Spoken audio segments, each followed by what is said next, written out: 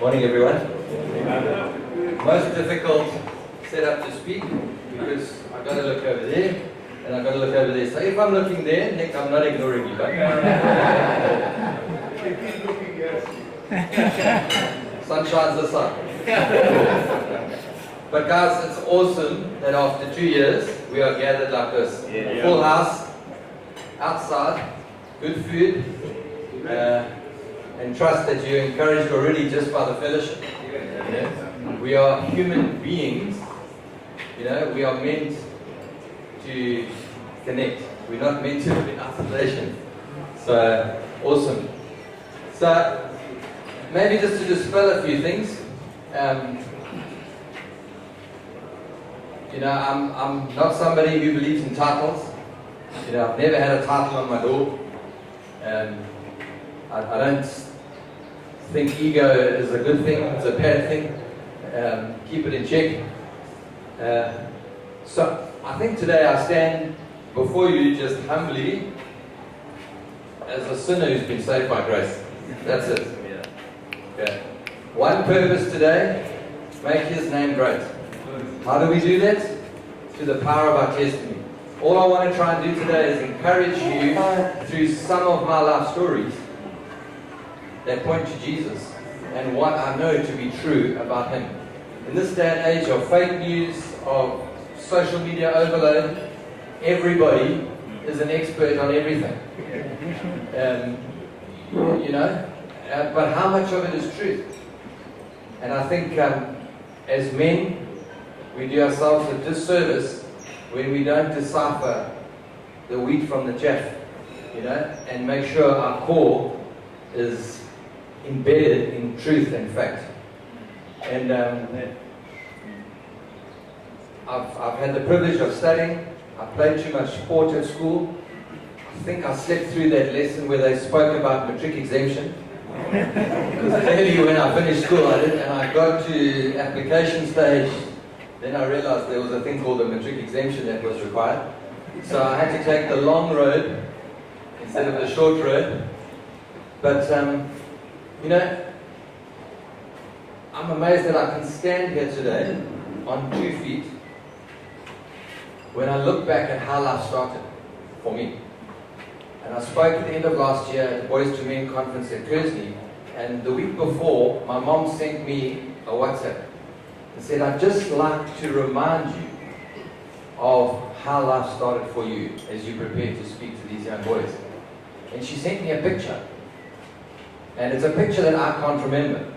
So I was less than 2, but when we all start to crawl, I didn't start to crawl. I just pulled myself along. And my parents realized something was wrong. And took me to a doctor, did x-rays, and that little picture that my mom sent was with me standing, reaching up, holding on to something, with brown boots, you may remember them in the old days, with metal poles, with round discs around my knees to give me strength in my legs. And the prognosis was, to my folks, is that by 19 I would have had multiple operations and I'd be in a wheelchair. Okay? And my dad was the organ master, the choir master of the Baptist church in Cape Town. I was born in Cape Town. And they were going to see the doctor for the final visit to determine the surgery that I would need to have to try and start correcting these problems. My one leg was shorter than the other, and I had no strength in my legs. And instead of having a choir practice that night, the choir practice turned into a prayer meeting. And I know we are blessed in this church to be told, to be encouraged, to be motivated to pray. But the power of prayer is unbelievable. I didn't know people were praying for me. I didn't even know I had a problem. I thought I was just a normal kid, I guess. I can't remember that. But having the story relayed back to me when I'm 50 was quite a thing. Because I've lived life fast. Hard, not on the wrong side of the track most of the time, on the right side of the track.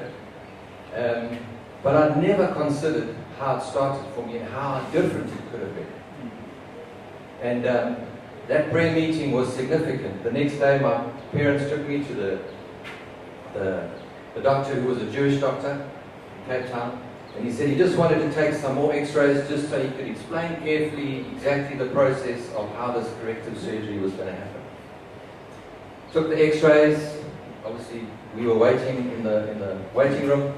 He then came back in, for those before the digital age, they used to put the x-rays up, wipe the thing light behind. And he just said simply, I cannot explain this set of x-rays and this set of x-rays. But he told my parents, the God that you pray to, go and give thanks.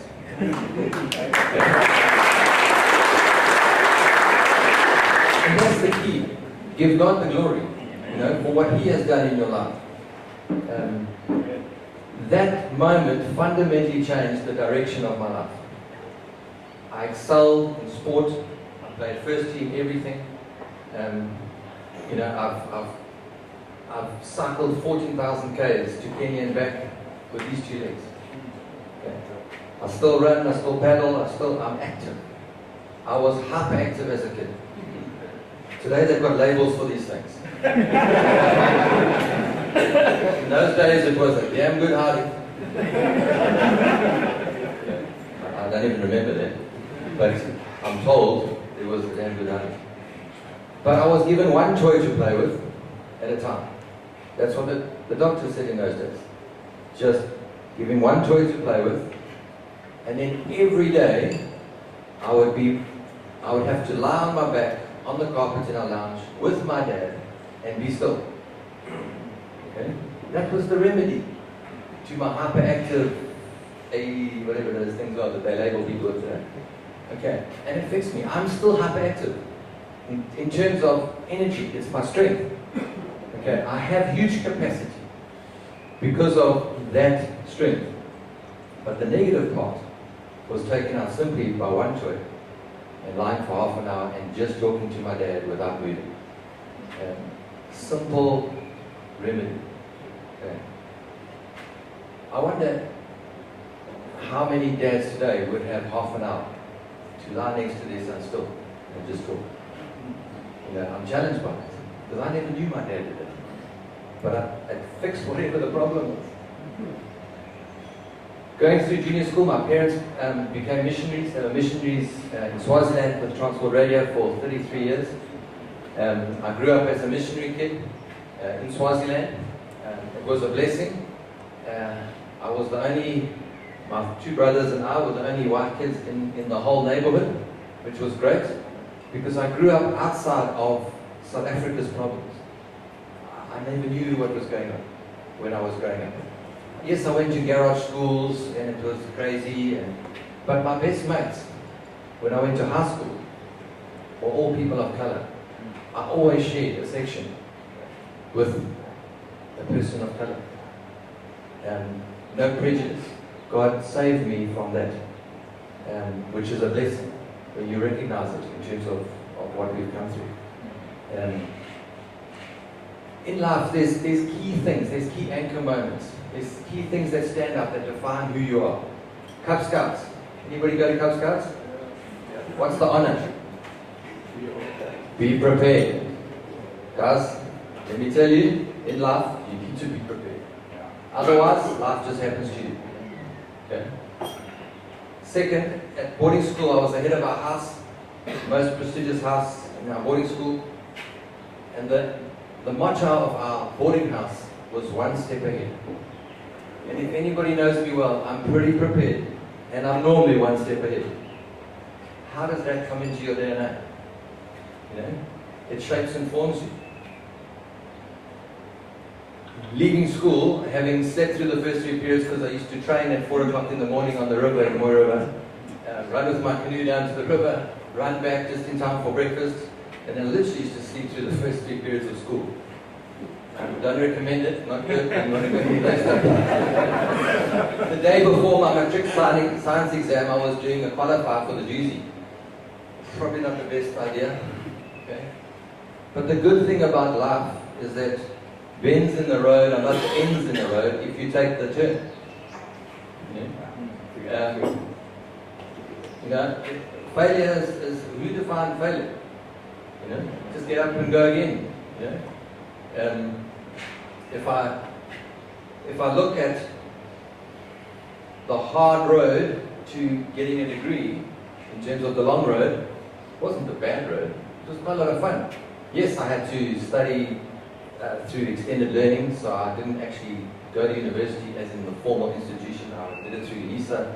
I first had to do a diploma in human resource management to get credits, to make my way back to get that exemption, to get into university. But it was the most exciting part of my life in terms of I had to work for everything. So I was at boarding school in Moreover. I came to Durban. I was adamant I was coming to Durban. There was nothing happening in Swaziland. I was not going back to Swaziland, and I was defiant. My parents wanted me to go to Bible college. I said, I'm not going to Bible college. I'm going to Durban. There's other reasons. We all know when we're young, there's other reasons. And we think we know everything. Okay? But growing up in a mission family on a mission station with other missionaries, I'd become hard in my heart towards missionaries. I thought they were losers. People who couldn't make it in life became missionaries. That was my perception of missionaries, growing up in that space. It's changed a lot now. I think I'm wiser and understand things a bit more. But I do understand there's a thing called a celebrity missionary. Okay? And in the US, there's a lot of them that come from good people, but often people who've battled, and then the church sends them onto the mission field and they become a celebrity missionary. And that was my problem.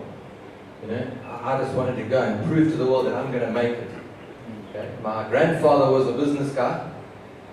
My father worked for him, was going to take over that business, laid it down, went to Bible college, and became a missionary. So there was big pressure to go to Bible school. I probably should have gone to Bible school, in hindsight.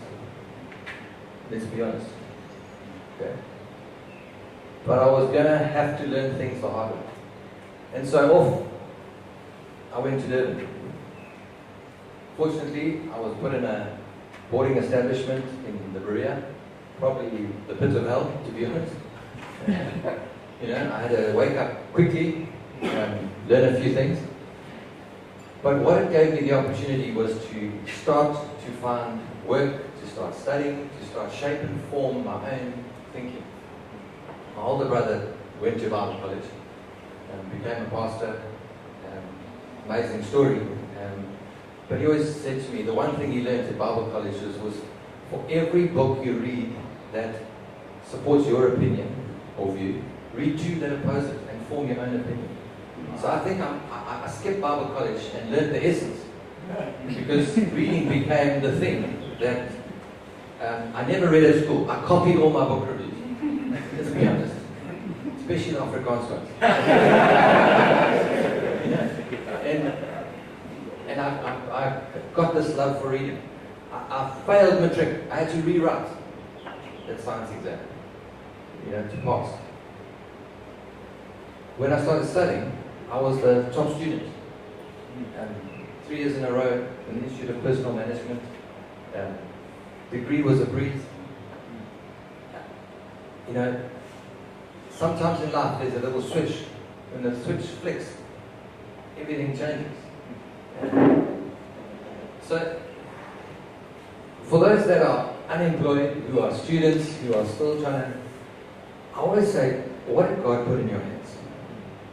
He gave you energy, He gave you creativity, He gave you ideas, He gave you a servant heart. Okay? I started driving grannies to the shops. You won't believe in the 90s how many grannies in the 80s were living in mansions whose family had disowned them, weren't interested, and they literally needed somebody to take them grocery shopping. And literally that's what I used to do. You pay 10 rand an hour. Jeez, big money. 10 rand an hour. Okay? Go to their house, put them in the car, drive them, pick and pay, put the stuff in the trolley, take them home. I was was a barman. I didn't grow up knowing about alcohol. It's an amazing thing. Barman was the easiest job when you waiter, because after the first drink, nobody knows what the second drink is. Literally. And I used to duck behind the counter and ask them, what is your... After the second or third one, just pour anything. It was a lot easier than walking up and bussing tables. I picked mushrooms. I had the top score. I picked 144 kgs of mushrooms in 2 days. That's a lot of mushrooms. I hate mushrooms. That's not a lie. Probably because of what they're growing. But yeah, you know, life gives you these opportunities. I was the top kids entertainer in Durban in the mid-90s. Fancy that. Don't judge a book by its cover, eh? I'll make you disappear. That's not a joke. I performed on the steps of the City Hall for a whole week. Illusion. Making people disappear. Blowing things up. It was exciting. Crowds every day. Father Christmas. I made him appear and disappear. Kids love that. The most chaos you've ever had in shopping centres. It's probably my fault. But it paved the way. I had a goal. I had a dream that I was going to succeed. Okay. I spent about 9 months in the wilderness. Okay. Start of 90, proper wilderness, probably because of where I was staying. Guys, watch the company you keep. It will corrupt you if it's not a good company. Go back to when I was 7. I was standing on the rocks with my brothers and my dad in the Atlantic, Cape Town, and I was fearful of the waves, crashing on the rocks. Fearful. Abnormally fearful that my father discerned it. And he basically took me aside and wanted to understand why I was so fearful. It wasn't from the water. There was something inside of me that was fearful. And it was just the fact that this powerful ocean was bringing that up. And on that day, he led me to Christ. That's it. And that day, on those rocks, I had absolute peace. Fear left me. Fear has never returned. Okay? I am not a fearful person. I am a courageous person. Okay? I run to the trouble while everybody's running away from it. That's reality. July unrest. Out of where does it come up that you run into the fight and lead and take on the forces? You know, there's things in your life when you look back that are significant into how you got to where you are and what you are becoming and where you are going in terms of your destiny. That was significant. After studying, I thought I was a hero. You know, we all, when you got your qualification, you think you're the man. You know, everybody's getting employed. 6 months, not one CV got answered. I walked the pavements, I knocked on doors. I think, so what's going on here? I'm this qualified guy. I realized there were a lot of qualified guys. Everybody was putting, I sent out hundreds of CVs, not one response. Then I realized maybe I need to stand out. I need to do something different. I said, well, as a clown, I used to clown around. You know, I can do tricks and I can do. I said, okay, I put in my CV. You know, like that thing of interests and hobbies and habits. I said, I juggle chainsaws. I put in my CV. Fundraise. Company in South Durban looking for management trainees. Now, can you come for an interview? I got to the interview. Sitting there, panel. Guy says, one question. How do you juggle chainsaws? Hey, I laughed. I said, hey, no, man, you're not serious. Did you honestly think I could juggle chainsaws? You know what I mean? He said, that's the only reason I pulled your CV. I don't know how you juggle chainsaws. I thought it's impossible. But I got the job. Got the job, management trainee, 6 months. After 6 months at 22, I got put in charge of 65 people, 4 departments. Ran that for 4 and 5 years. Still paid as a trainee. The other managers, 30, 40 years older, laughed at me. Actually sat back and said, "You're an idiot. You're working so hard. What do you think you're trying to prove? We got the perks." I'm trying to learn. Nick said it on Sunday. We are learners. Notebook. Journals. You know? Where's that deposit? When you look back, you can see God's faithfulness. You can see God's goodness in your life. 26. I was sitting in the back of a church, Baptist church, Bulwer Road. A lot of students used to go there. Back row. Respectfully, I was distracted. I was not interested in what was being preached. I pulled the Today magazine from the pew. On the back page, there was an advert for Sports for Christ, Action South Africa, Dream Team, cycle to Egypt. So, hey, that's what I need to do. Dropped in my heart, that's what I need to do. I was engaged, going to be married, went to Belinda and said to her, "This I think I need to do." With tears in her eyes, she said to me, yeah? And she released me for a year.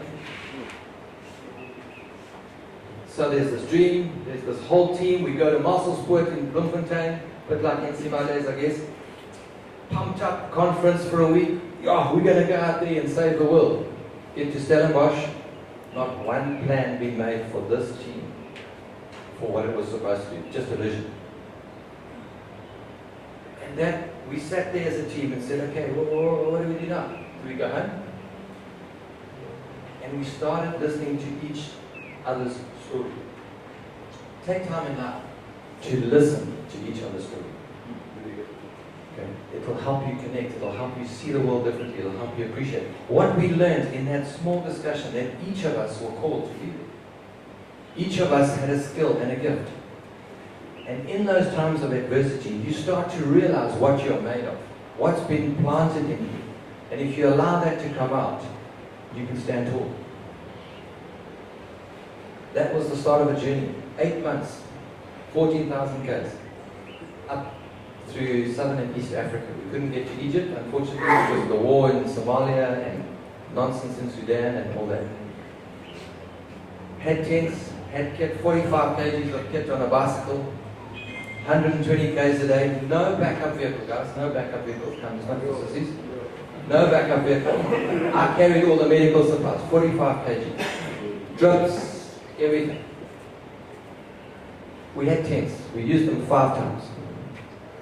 Okay? When you travel at the level of people, you're not a threat.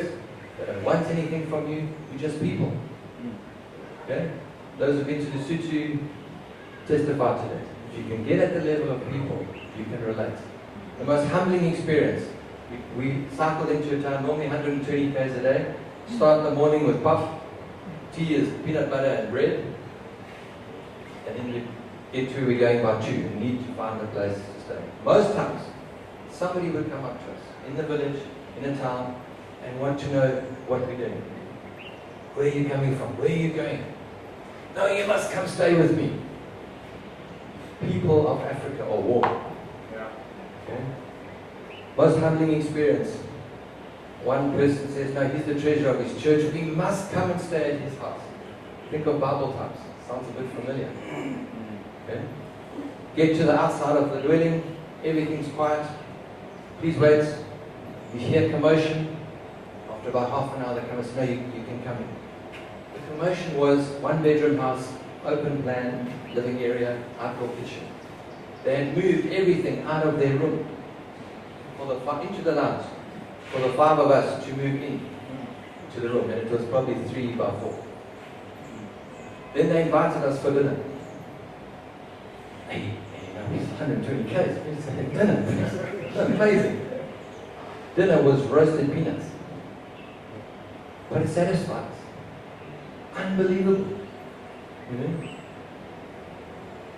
At the end of that trip, I had 65 opportunities to go into full-time ministry. 65. Documented. Communicate with people. Not one door open. Only one door open. And it was to go into business. Guys, we are not in business by mistake.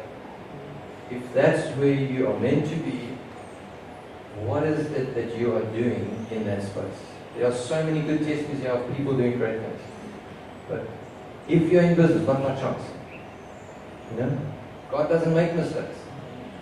You know, this is not a dress rehearsal. There's no reset button. You know?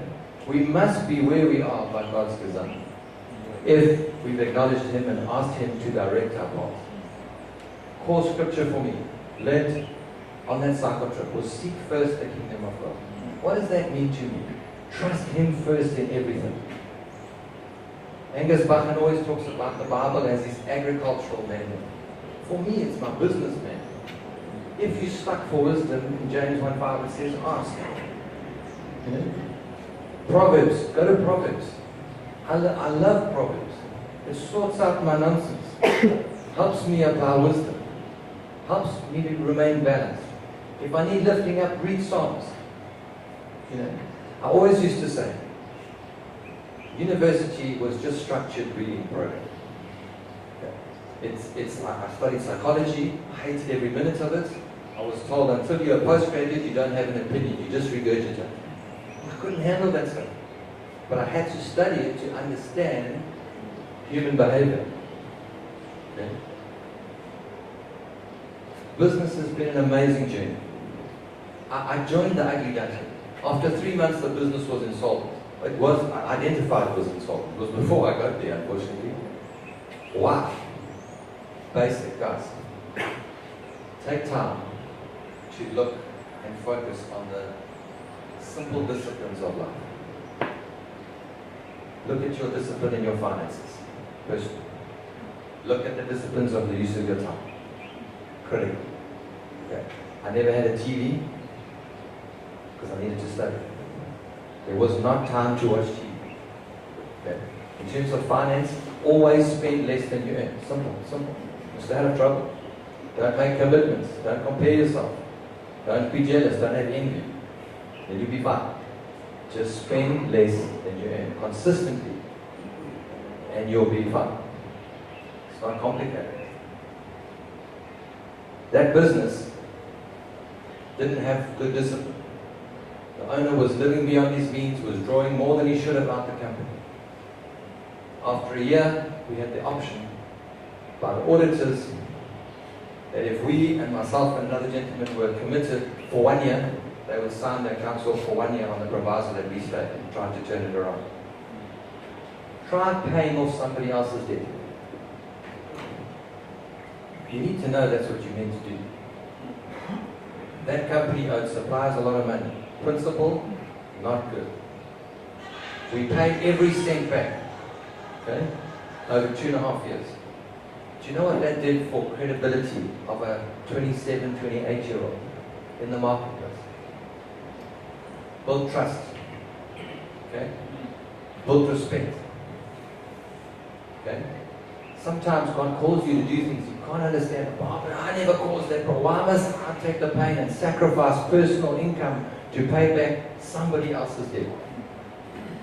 I tell you, if I didn't do that, I wouldn't have achieved the blessing of success in business.